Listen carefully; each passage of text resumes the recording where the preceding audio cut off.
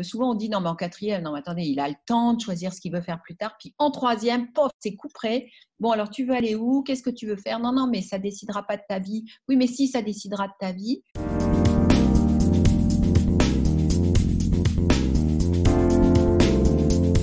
Ce que je veux faire plus tard est une association qui permet à chacun de révéler ses talents. Et on dit pour l'épanouissement de tous, parce qu'on pense que quand on révèle ses talents, eh ben, on est à sa juste place et on construit un monde meilleur. On s'appuie sur une méthode qu'on a développée, qu'on appelle tête, cœur, corps.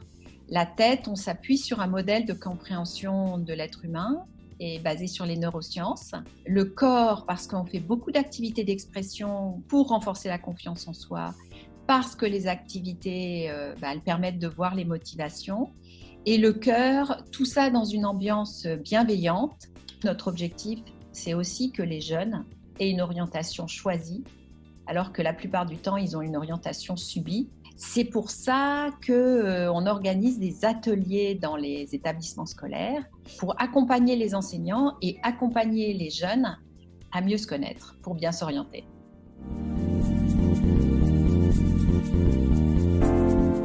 Le premier outil dont j'ai parlé, c'est les 4 accords de fonctionnement, que sont la bienveillance, l'écoute, la co-responsabilité et la confidentialité, qui permettent à chacun de se dévoiler. Et ça permet vraiment une meilleure ambiance de classe et ça permet de mettre que ce soit les enseignants ou les élèves, dans un autre mode de fonctionnement, dans un autre mode relationnel et vraiment dans quelque chose qui va être beaucoup plus constructif.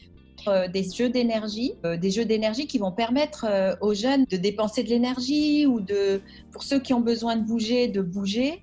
Des ateliers d'expression qui sont liés à tout ce qui est le théâtre d'improvisation. Aussi ce qu'on appelle des ateliers forums ou des moments où les jeunes vont s'exprimer et exprimer leurs ressentis, où est-ce qu'ils en sont.